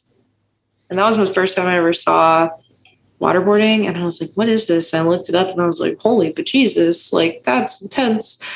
But it's like, I don't know. When I watch that stuff, I don't usually get off. I usually am like watching it being like, whoa, it looks fucking cool. And like, so I saw that. And then I got really into like, years later, got really into like hardcore BDSM, which is like no shocker, because I was looking at stuff like that. And then I met other people who like were doing stuff like that, like crazy shit. Like people do like cuttings and extreme whippings and like breath play stuff and like waterboarding and electro. Oh my God, I'm an electro slut. Like some of the electricity stuff I do, people are like, what the fuck? I just love it. I understand like people have different, but anyway, this waterboarding, I kept hearing people talk about it. And my friend was like, Brutal Master was like, I would love to do that. Like if you, and we did a really degrading, took me down into like subspace super hard and did like, I really like slut shaming stuff. And I trust him a lot. And he really like took me down into like a space I wanted to be and like electrified me. And like, I love that. And then had my friends, my two other performer friends, hold me back in a school desk that I was like strapped to, an old school desk. Like, yeah. and waterboarded me with like not a tradition. We used like a different kind of cloth, so it probably wasn't as intense.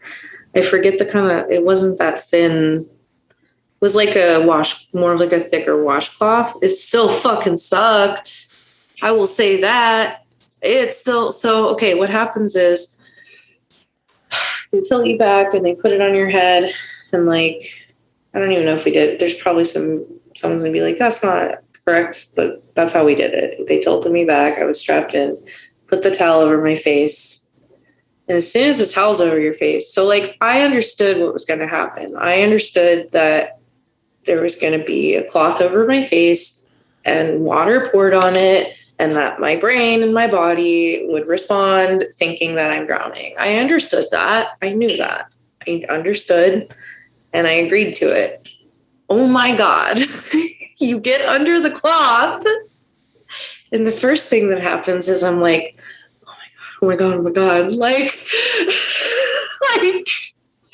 now I can't see anything. And then like he talks a lot because we are filming. So like, to be fair, also like I'm hearing him go like, like I'm getting like, oh, the water. So it's like, but still you hear it and you're just like, fuck. Like, and then like, but then you're also like on camera and also like you want to do it. Like it's almost this thing of like, I want to do it. Like I want to do it. It's not going to kill me. I'm going to be fine. I'm not really freaking out. I have called red on some things, I will be honest. But it was just like, I'm going to do it. And he poured the water on the first time.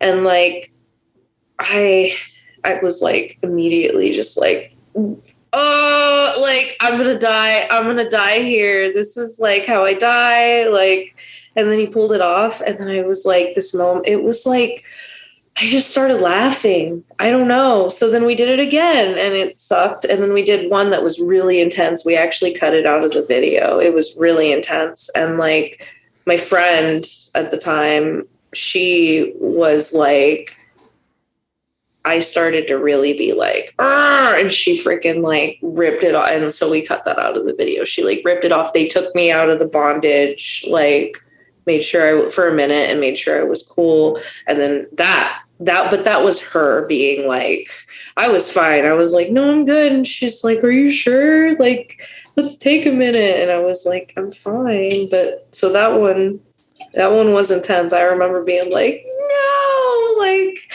and I don't know, I laughed and I cried a little and I regretted it and I loved it and it was fun. I don't know. It's like riding a roller coaster or anything where you like get on there and then you're like, fuck. Cause like you feel like you feel like something could happen, but you know that like you're fine. Like you're going over the bump and you're just like, I'm in the roller coaster. This is fucking terrifying, but like, I'll be okay. Like, I'm not going to die. It's fine. Most likely not going to die. Hate to bring it to the audience. I'm actually interviewing a ghost right now. She died. I'm so pale. That's why I had to go put on makeup so that I could have some color. So when they were doing it, though, were they holding their nose shut or just the rag over? No, they just put the cloth over your face and the water, like, just do it sometime. I don't know how to explain it. Hard pass on that. It's like, so you can still breathe through it. Right. And the water's not going in. I mean, you have to be careful because water can go in, but like the water's there. So it's like you're breathing water, but you're not. Does that make sense? But you're getting just enough oxygen that you're not going to die. All right. But your brain goes, oh my God, oh my God, oh my God, because you feel like it's insane. And if they don't do it correctly, of course you could die. Like, I'm sure. Oh, I've just seen footage of like people holding people's nose shut when they've done it. That's not real. My nose was not held shut. No, it goes over your face and it's just like terrifying. Well, they had the cloth over their face, but was holding their nose while they did it. Well, I don't know if that would make it more or less intense. I don't know either. Maybe more because then you only have your mouth. I don't know. It wasn't. I'll listen. It worked. I had a moment where I was like, oh my God, I'm gonna friggin' die. Like here in my head. Like I knew I wasn't going to, and it was consensual. It was fine. I'm okay. I'm not like traumatized from it. Would you consider that torture if it was non-consensual? Yes. Oh God, yeah, I do want to be clear. Like, some of the stuff I do really is like clips. A clip site took that clip down, actually. Really? They said that even though in the video we talk about before we do it, we discuss the consensual aspect of it. And there's not even any no genital touching, nothing in that video. They were just like, oh, I'm crying. First of all, I'm crying from the humiliation. That's why I started crying. That's what makes me cry the hardest, actually, is like hardcore, like super personal slight humiliation. I love it, but it's personal. But so like that's why I was crying.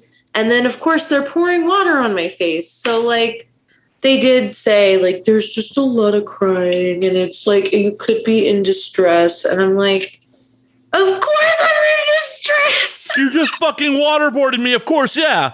But I'm fine. But yeah, they just took it down. But I have it up on my website, lecherouslita.com. I sell it. I have no problems. Is it popular? Oh, it's popular. I sold tons of copies of it. My crazy enema video is popular too. My giant enema. Wait, like how big of an enema are we talking here? Like a bag. Like a full, oof.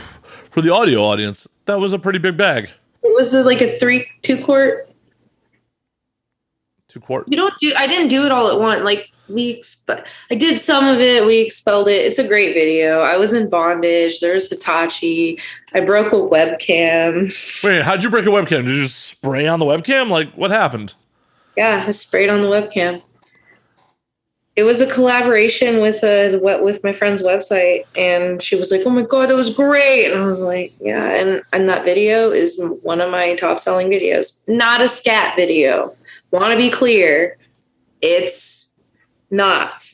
That happens in it, but that's definitely not the context of the video. I just like doing crazy shit. I have a really nice vintage medical enema stand that I'm waiting to use in another video with Brutal Master where I'm going to get Strapato bondaged. Strapato is like an old school. See, this is like stuff I really like. This is like...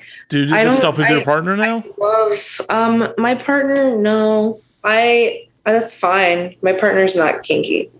My partner struggles, I think. I showed him my waterboarding and he was like, But I have some play partners, like personal play partners, and I like playing with friends that I trust. But anyway, Strapato is like a crazy thing that they used to do where they would like hang you by your arms and like it would rip out your stuff. But there's a modified way, like with all kinds of bondage, you can modify things.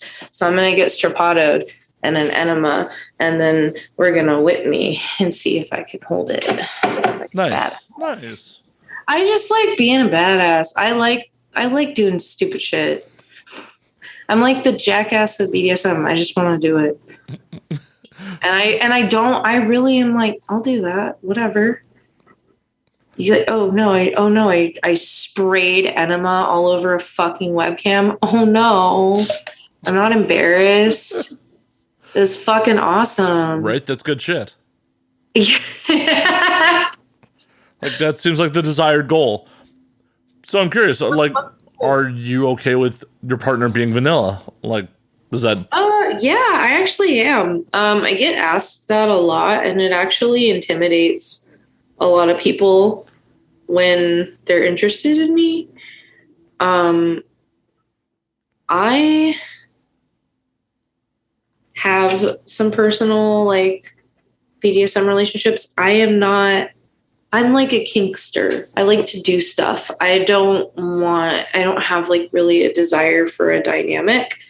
And the things that I fetishize about having a dynamic with somebody are Actually, pretty normal things. Like, I think what it comes down to is I'm such an unconventional person that I almost fetishize, like, if at all, when I think about a dynamic, like a slave dynamic or something, I'm not a slave. I like to do my own thing sometimes, but I like someone that's I'm a brat. I like someone that's kind of bossy and can like put me in my place. And he does. And like, I like the idea, like I do like have some like housewife fantasy kind of fetish things, but I don't want to be like a kept or a bossed around.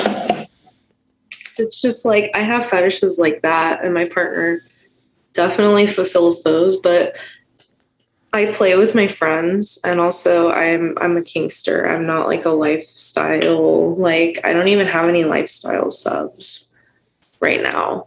Like I just don't. I like to just play with my friends. Hey, like, there's absolutely nothing wrong with my it. friends. Yeah. I've had like kinky dynamics. They just don't work for me. Well, it's good you know that. Like, and it's good that you're happy with your partner and that it's not a disappointment. Yeah, no. And you never know. Everything's different. There's also just different kinds of things to enjoy. Like I'm happy. Well, that's the most important part. That's obviously the most important part, that you're fucking happy. Everything's good. Fuck yeah. Fuck yeah. Yep. So besides being tied up in enema, what's the next like major thing you're going to do? Well, I'm supposed to go visit Hell, which is the big Brutal Master studio. And then I am supposed to go at some point to work with my friend Bella Vendetta on some sort of wasteland shoot. Like, I think a femdom thing. No, I think she wants to top me, and she's amazing top. So that would be fun. But those things aren't going to happen because those people are both very conscientious, like I am. So that's why it hasn't happened yet. Just like, so we're waiting. So maybe next year. And then I'm also, what else am I looking forward to? I'm trying to get this CAM award. I'm trying to get this nomination for the Why Not CAM Awards. So I'm trying to do that, the Emerging CAM Star. Hell yeah. How do people support you on that? I'll tweet about it on Lita Bangs because the link is freaking ridiculous. Oh, wait, no, you can go to votelita.com, my URL, and you can fill in my Twitter name and you can nominate me for Emerging CAM Star Woman, because there's man, woman, trans, couple, or whatever. And then, yeah, it'll ask you like for my ID or whatever. My ID is just my name, Lita Lecherous. Yep. And then you can hit send. And if you send it to me, I'll let you in my OnlyFans, and you can see all my beautiful, wonderful flans. You you can say the real thing. We're not worried about it. No, I'm just joking. Okay. I know so many people are so used to censoring it. I'm like, no. You don't have to censor it. You can full on say OnlyFans. It's a thing. No. Yeah, no, OnlyFans. Again, it's just my name, Lita Lecherous, which is really long. It's like Lita Ford and Lecherous Gaze. It's very easy to remember, people. Well, I feel like you have a stage name that could be like something Marvel Comics came up, because they're all about like the two letters. You know, Peter Parker, Bruce Banner, like they're all about the. Yeah. Are you a Marvel Comics character and I don't know it? No, I'd probably be more DC. I got to go. You gotta go. No, kidding. The comics I read are mostly like Vampirella, Buffy. I do read some of the DC Black Label stuff. I have a whole stack of comics over there I gotta go through. I like Spider-Man a lot. You excited about the next movie? I'm out of tune with the world outside of music and pornography. I just found out that Jackass 4 is coming out, and I was like, Not only is Jackass 4 coming out, they fired Bam and he's suing them over it. Wait, they fired him? Why? Apparently he couldn't pass the wellness test that Paramount put on him. Wellness? They're making him do daily drug tests. Ooh. Bam. And they fired him over it, and he is suing Paramount and Johnny Knoxville and like the rest of the cast of fucking Jackass. I love Johnny Knoxville. He's my love. Yeah, so there's apparently a lot of like drama in the Jackass camp at the moment. Wow. I didn't know that. I love them. Well, I fully understand like having to do Jackass sober doesn't seem like a great idea. Well, also as somebody who does shit that is risky, doing that shit not sober is also like not a thing. Like, I'm gonna be real. I'm 28 now. I have a different perspective. I'm not super old, but I've like things I would do when I was 21, and like I could see them being like, bro, you can't like slam lines anymore before we do this like crazy shit. Like, there's liability. You know what I'm saying? Like, it's a different time. Well, and it could have not even been like the Jackass crew, just Paramount. The studio's like, yo, we have to have insurance on you. Yeah. And like, it's just like, don't shoot the messenger, you know, like it could be that. Well, it might also just be like, dude, what are you doing? Like, come on, we're like in our 40s now. We have to stop doing this shit. Like, well, a lot of it, like, he's suing like Knoxville and all those guys over like the used stunts that he came up with and then cut him from the movie. oh my God. And like, apparently Bam's still appearing in the movie. Like, they fired him like mid-production. So, Well, he probably got paid. no, that's part of what he alleges. Okay, that's he was in violation of contract, so they're just like, boop, out. that's fucked up. They got to pay him. I'd be mad too. Yeah, like, hey, I came up with a bunch of these stunts. I did some of them, and I understand I'm in violation of contract, but I should be at least. Yeah, that makes me bummed. Yeah. Did you hear about Trevor Moore from Whitest Kids You Know dying? Yeah, that was a giant bummer too. I love it. I love the glory hole skit is like forever burned in my brain. I have a glory hole tattoo. Every time I think of the glory hole, I think of that skit. First time I ever heard of a glory hole was that skit, and I was a wee lass. And then now glory holes are just such a part of my life. Where would you be without the Whitest Kids You Know? It could be a completely different direction if you'd never seen that skit. I don't know. It's very weird to think about. Very strange. It's just I love it. Rip, man. I know. It's the shittier part about getting older. It's like, oh, you learn shit, but you get to just deal with fucking people that influence you fucking dying. It's a goddamn, vicious part of fucking life. And that is a giant fucking downer on a fucking what's supposed to be a fun show. Oh, I'm sorry. Oh, no need to apologize. I'm the one who kept responding on it. Okay, here's an upper. He always said he tweeted something about how like he wanted to, when he dies, he wants to be remembered as local sex pot in his eulogy. And somebody who published an article for some big website listed him as Trevor Moore, writer, comedian, and local sex pot. That's amazing. So yeah, he wanted us to like laugh, you know? I mean, that's the way to do it. That's what my life insurance is slated purely for an open bar at my funeral. Oh my God. Like, I don't care what kind of cardboard box they fucking throw me in, as long as there's a good open bar at the funeral. I don't even want to go in a box. I want my body burned. People do weird stuff to bodies. I'll be dead. Won't care. I'm hot.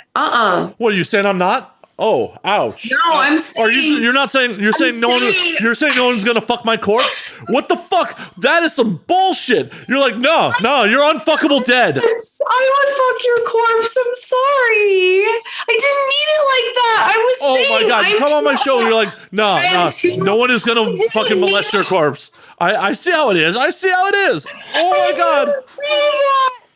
Most necrophilia cases don't even involve sex. They involve people having weird relations that are not sexual with the body.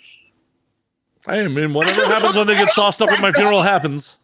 I didn't mean it like that, I swear. It's okay. At least I have you on record being like, yeah, I'd fuck your corpse. When you die. All right, I'll have a stipulation be like, Lita can fuck my corpse. Lita's the only person who can fuck my corpse. I'm serious. No. Add it to the living will. Only Lita can fuck my corpse. You gotta do it at the funeral with the open bar, though. I'll do it. It'll be fine. Theoretically, as long as I don't die soon. Rolling your casket into the next. I'll be like, don't worry about it. Oh no, you got to put on a live show. Just like, I'm flexible too. Just like put my leg up and just like. Oh no, just put me on top of like a pool table or some shit. I'm so getting canceled for this. Don't cancel me. I like necrophilia jokes. Oh my God. I really used to read about it. It is sad. I don't want to talk about it because it's sad, but the real stories are mostly sad. I can only imagine. I mean, it's going to be really sad if like you take a strap onto my corpse. That's going to be sad. Like I've been managed to keep my anal cherry this long. If I lose it post-mortem, that's really fucking...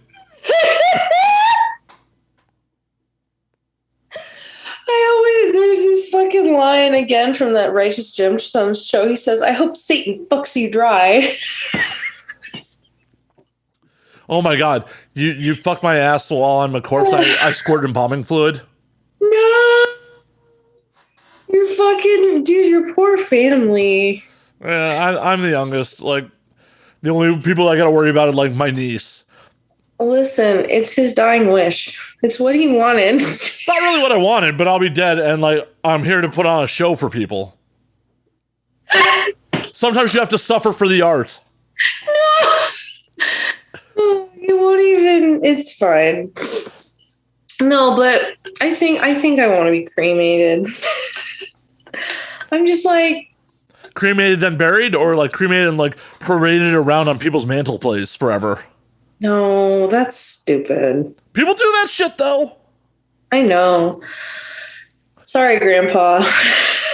He's not here. He's at my grandma's. But I don't know. Maybe I want to be illegally sprinkled. Ooh, they'll press them into a record. The record school, like the tree school, like being fertilizer for a new tree. Like, but what kind of tree do I like? I want to be some kind of fruit bearing tree, like peaches. Nah, lemon tree. I want to be sour.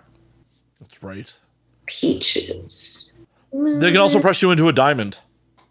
Yeah, I know that. Oh my God, this one. They can take your lover's ashes and put it into a vibrator. I'm not joking. Oh, I know. I've seen that too. Okay, I was like, I'm not joking. It's real. Oh, it's 100% real. It's been discussed on this show. It's been about 5 years since we discussed it, but it's definitely been discussed on this show before. Well, the ashes vibrator is crazy. Well, like, do you wear like, or if you like get the ashes butt plug, do you wear that to like your lover's fucking like? Wait, they had a butt plug? I'm certain they do. I'm really certain. Oh my God, you wear it to your lover's like the memorial. I feel they're there with me. They're inside me. And then you get up in front of everybody and you're just like, I feel them. I feel them deep inside me. Whoa. Oh my God. I feel their love inside of me here today in front of all of you. I'm so sorry. I snorted. No, I'll be fine. I'm good. We're good. Oh my God. I mean, why not, right? Fuck it. Why not wear your lover in a butt plug at their Why memorial? not? I didn't know that they made a butt plug. They have to. Like, I'm not certain, but if they're not, like, I have some marketing I gotta go do real They quick. gotta do it because, like, why not? That's so easy. Yeah, if they can do a vibrator, they have to be able to do a butt plug. No, I know that they can. I'm just really wondering if they haven't thought of it. Matt.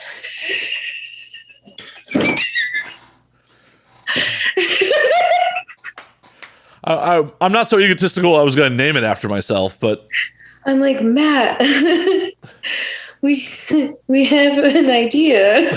and then we're going to broadcast it to the internet for someone else to see. This is a common thing that happens on the show. Like, drunk, brilliant ideas happen on this show, and then I'm like, yeah, I never follow through with those. Fuck. And then, like, a year from now, we'll see it. We'll be at AVN, and we'll be in the toy section at AVN and be like, motherfucker. Fuck. It's true. Think about it, like, how much you can mark that fucker up, because, like, the funeral business is a giant ripoff in the first place. It's true. I thought about being a mortician, but it's a lot of school. And also, I don't know if I could handle that icky stuff. I think you could. If you could handle, like, the things you do for funsies, I'm sure you could handle that icky stuff. Yeah, also they're dead. Like, no offense. I mean, they're dead. You can't offend them. They can't feel anything, and they're dead. And, like, I'm not saying it wouldn't be creepy at times, but, like, or gross, but, like, they're not alive, and your job is to preserve them. They do crazy shit, though, so I don't know. It's a lot of school. It is. I could do it. It's a lot of school, though. It's a lot of school. A lot of fucking hazardous chemicals and shit, too. And then it's like you go and you, like, go into the field, and then if it's like you puke once and that's all you get. Like, you only get, that's like the rule, because I used to go to EMT school. I actually passed, but I'm not an EMT, and I didn't decide I didn't want to do it. But, like, that's, like, kind of the rule. You get, like, one sick pass and, like, your whole career, like, medically. Like, you get, like, one time to be sick. So, like, a lot of people go to school for stuff like that, and then they just, like, can't hang. Well, the thing about it is with EMTs, like, a lot of them I know drink fucking heavy and, like, will give themselves IVs to fucking, like, get themselves back in the game. That's like alcoholism, bro. Well, yeah, they see some fucked up shit, but, like, yeah, especially, like, guys working for private companies, like, who would do, like, 24 on, 48 off and shit like that, would roll in, like, fucking trashed, give themselves an IV and oxygen to, like, get themselves right again before they started their shift.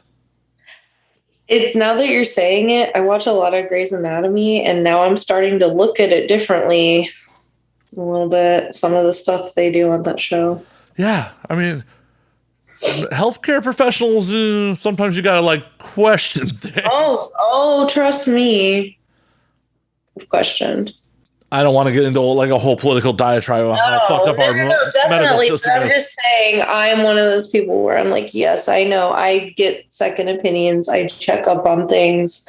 I've learned to do it. Yeah, because you're getting opinions from fallible humans. Like, doctors are not God. Yeah, exactly. And I think that people don't understand that. And, like, sometimes it's just literally like the person doesn't know, like they were never taught it, you know, like that happens. Yeah, like in every other field, like there are people I would go to, like, hey, how do I do this video edit? And I would trust their judgment. But if they didn't, like, they gave me bullshit and I tried and it didn't work, like, oh, hey, they don't fucking know everything. They may be a fucking expert in their field. It goes for fucking everything. Yeah. It's like you go to someone else and they have a different perspective or they have a different way of looking at it. So it's like, but then there's just some doctors that are just. Well, and some doctors have been at it for, like, longer than your parents have been alive. That's so crazy to think about. Yeah, it's like, oh, hey, I've been practicing for how many fucking years? Doc, did they have vaccines for things I need to be treated for when you started? No? Okay, cool. I may need to go somewhere else. But like, you also don't want like the guy who's straight out of med school either. Like, Yeah. you gotta find that like happy medium in your doctor. Like, okay, you've been doing this for a minute, but you haven't been sued into oblivion by malpractice, but you haven't been doing this so long that like you don't know what the internet is.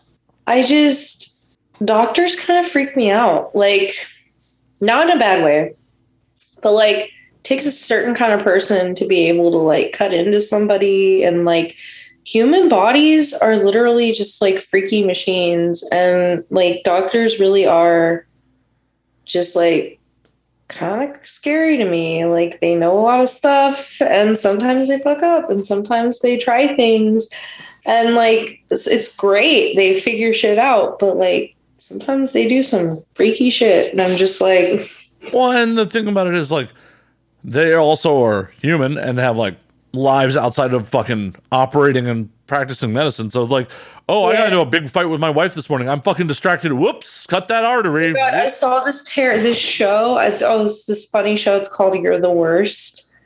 And there's this fucking scene in it where the guy is like, it's like one of the main characters, he's a surgeon. He's like sitting on a beach, chilling.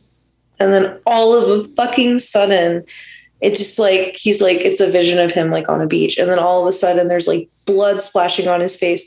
And they show like the room, and he like fell asleep while he was operating on someone. And I was just like, how many times does it happen? Like, how many, that's what I think about though. And now that I like, especially now that I'm back watching my show again, I'm like, how many times do people fuck up? And what are you going to do? They're only human. Like, right. As long as like they're doing what they're supposed to do, they're doing what they know, like they're only human. But it's just like, it takes a certain kind of fucking person to literally just like act like somebody dies, and then you're just like, okay, next patient. Well, and like, during the like height of COVID, like doctors and nurses having to like pretty much decide, yeah, that person's not going to survive. Don't even bother ventilating them. Like, just being able to make that decision about another human life is like, holy fuck. So they kind of like, they're a special breed of person. I could not do that. I like am really sensitive, and I don't think I could handle some of the stuff that they deal with. Yeah. And that's what goes back to like earlier. I don't think I could handle like cutting into dead bodies. Maybe not. Like, some of that stuff is freaky, but also that person's already dead. So again, the responsibility is like taken away on a different level. Like, right. If you fuck up, all you're going to do is piss off their family, maybe. Yeah. You know, like, and if you do it, it's definitely an accident. Like, I'm not, it's like, you just fix it. Right. Versus like fucking up on a live human. It's like, you're like, oh shit, I killed your dad. Sorry. My bad.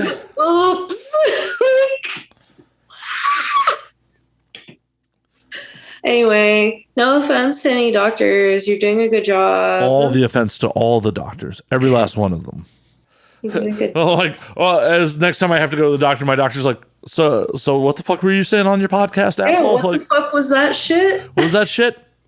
No, my doctor loves me. He's great. He knows what I do. He's so he's this old guy, and he literally tells, okay, I had allergies. And he goes, so we're going to test you for different allergens. And like, do you understand how allergies work? Well, let me tell you. So you're from California, and I'm from blah, blah, blah. And they have this kind of tree where I live, this very beautiful tree. And then now you move here, and they have this other kind of, and I'm just sitting there just like stoned as fuck, like staring, just like this old guy. Like, and then the pollen gets it, and I'm just like, mm-hmm. He's so funny. He's so funny because it's like, he's not mansplaining. He's just so innocent. He like wants to make sure that I understand what he's saying. It's not like it's just like, da, da, da, da, da, like rainbows and sunshine. And this is how this works. And like my father and I on a lake. And I'm just like, what the fucking hell is happening here? But then like, listen, I have a problem. He fucking takes care of it. No questions asked. Hell yeah. And that's awesome. And like, as a male doctor, not being judgmental about what you do for a living. Like, I literally am just like, yo, I need to get I want to get an extra STD test because I'm, you know, if you work, you pay for the expensive one, but I still like to get tested even if I'm not working because some things don't get picked up for a couple of months. So so I tell them like, hey, I want to get tested. Literally, that's it. Okay, cool. Get tested. My old doctor used to be like, I'd have to make up a story. Or I'd have to be like, I'm poly. Of course I want to get tested. See, I'd be like, fuck that. Give me the test or I'm going to go see someone else. It's just like, hey, doc, at the end of the day, you're doing a customer service job. I don't have to see you. There are other fucking doctors. Give me the fucking test. It's not like you're drug seeking. It'd be one thing if you're like, hey, I want this script. And he's like, whoa, breaks. You're like, I want an STD test to make sure like my coochie's clean. STD test like every couple of weeks. And they're like, seems suspicious. And I'm like, of what? I'm like, what are you saying? Oh my God. Anyway, they're just crazy. So I love my doctor now. He's great. He's very sweet. He's just like, no, here you go. He actually helped improve my life with my allergies. So thank you. I mean, what do you potentially fucking, fuck, whatever. Like, what are you? Just give me this, dude. This one guy put me on some steroid treatment and that didn't help. All I freaking need is to take a Sudafed.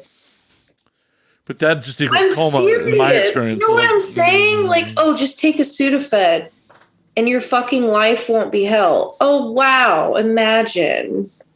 Dude, those steroids, they were even a low dose. They like took a toll on my body. You know, like they gave me steroids for my allergies, this other doctor. And like, it really was like for a few days, I was just like, whoa, like just feeling like off. Were you raging? Were you tearing phone books in half? Like maybe, I don't know. It's just roid written down. Yeah, but it's just like, but then just to find out that all I fucking needed was a Sudafed was just like, are you kidding me? I mean, doctors are fallible fucking humans. Like, it's just a thing. Like all I needed was a Sudafed. Just a Sudafed. She wouldn't give it to me. All I wanted was a Sudafed. Just one Sudafed. She wouldn't give it to me. I'm not crazy. Institution. Sorry. You was crazy. Institution. Well, I have a suicidal tendencies sweater that has Kurt Cobain on the back of it that my friend made. That is goddamn ridiculous. I'm never getting rid of it. It's Nor should you. One of my favorite. I'll probably get a new one soon because it's getting old.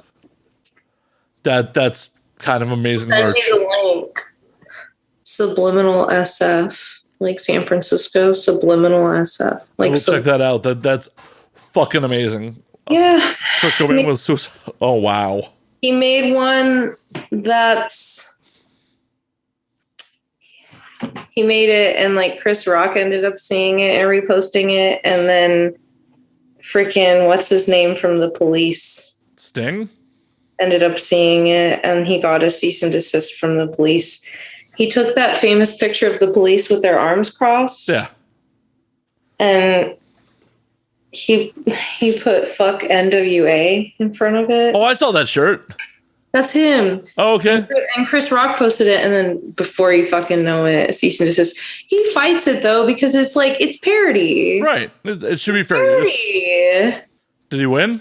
He's been cease and desisted a lot. What he usually does is he handles it. He's lost some things. Doesn't sell them anymore. Couple, but like he's handled.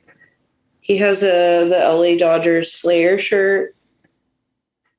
He hasn't. Oh, they went after him for that one. Oh, well, Slayer unfortunately is very litigious about their fucking merch. Richard Pryor's wife went after him for the High on Fire shirt. Yup.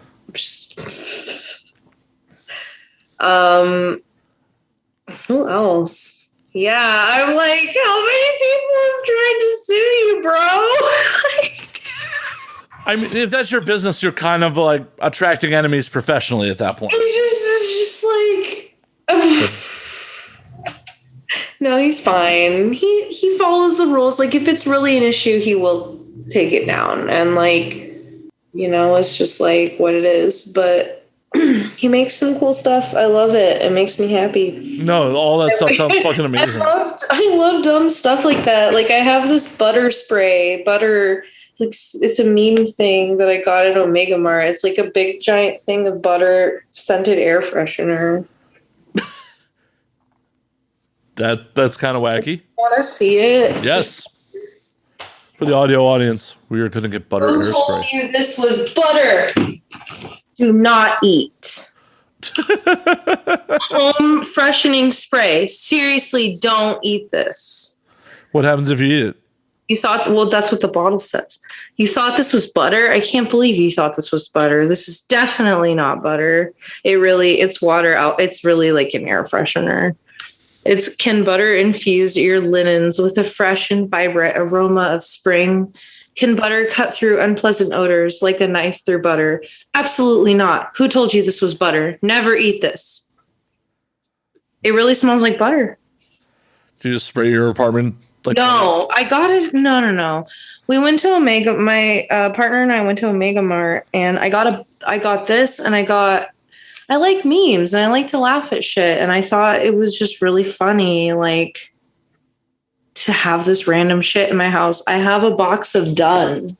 It just like makes me happy. It's like art, like I keep it in my house. It's just art. So yeah, like I'm bummed. Oh, that's awesome. I'm bummed that I didn't get to go hit Omega Mart while I was in Vegas.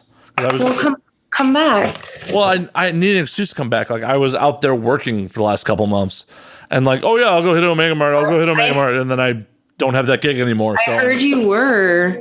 That's right, you were out here. Yep. Yeah. We were supposed to do this in person and shit, and then like. I know. It's okay. We'll meet. We'll meet in meet space at some point. Hopefully before my funeral. No time for it. You're done. Done. Yeah.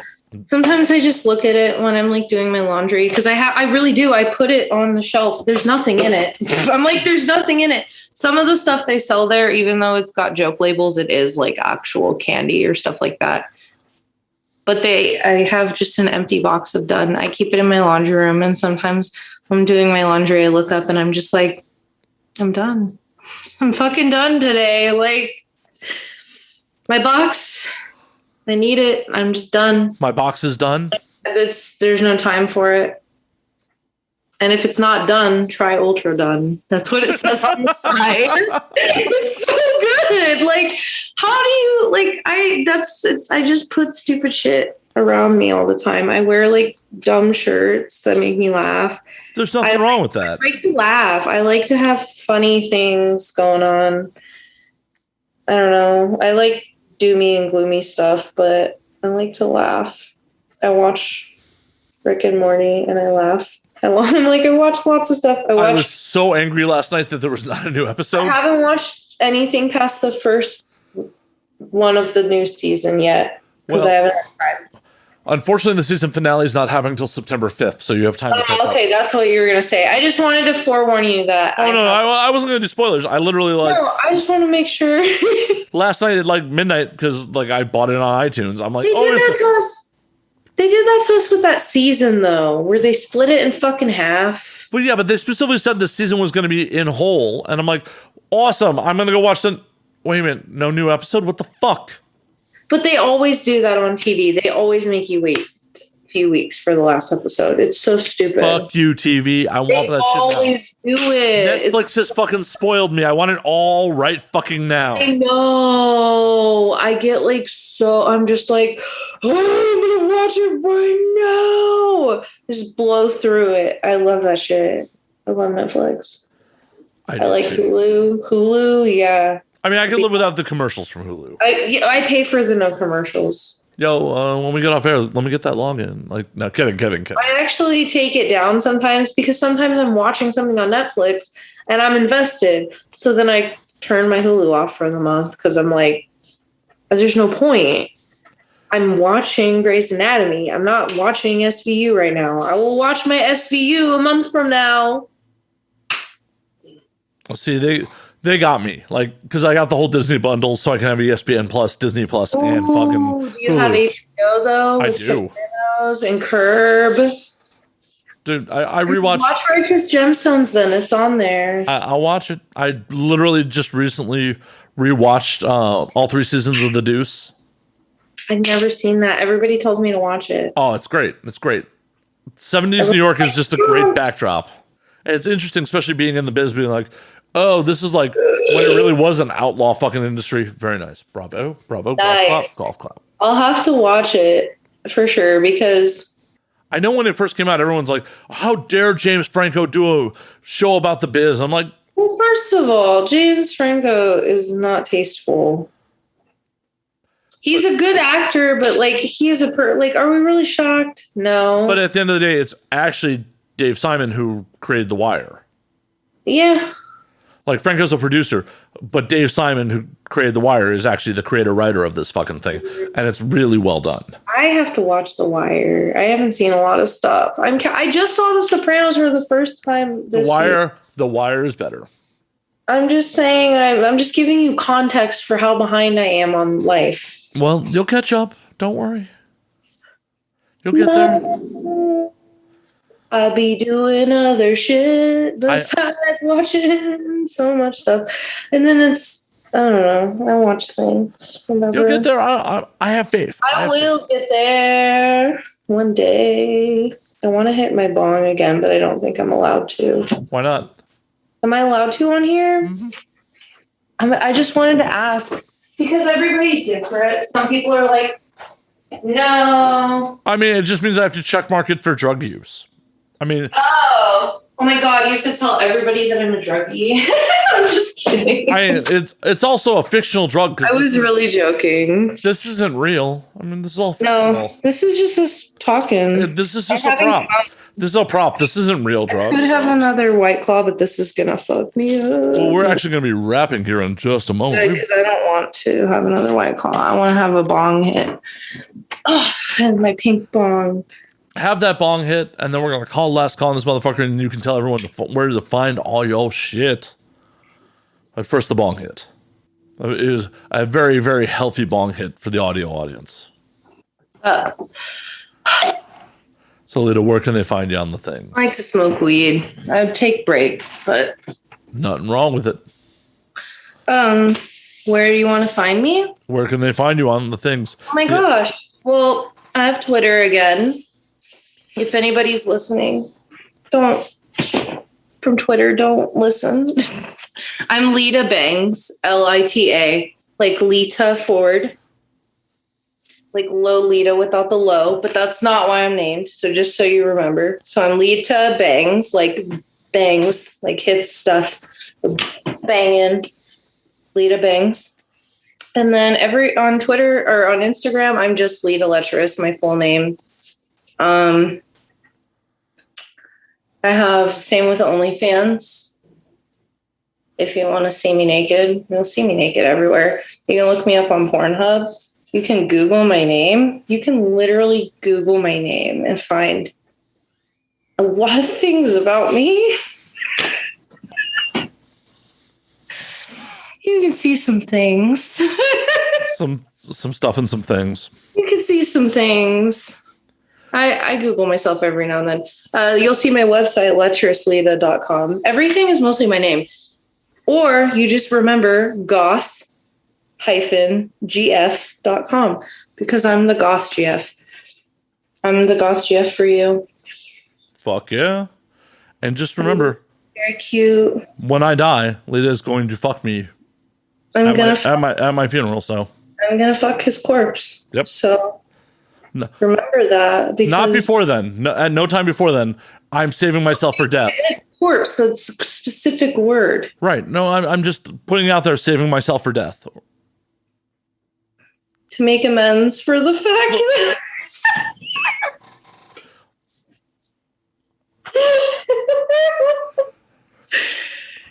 that don't cancel me. No canceling. No cancels. But as always, you can find me at Matt_Slayer on Twitter, Matt Slayer on Instagram, Matt F. and Slayer on Facebook, twitch.tv/Matt F. and Slayer. You can find the podcast at And Now We Drink on Twitter, and Now We Drink _ on Instagram. And until next week, drink up, motherfuckers.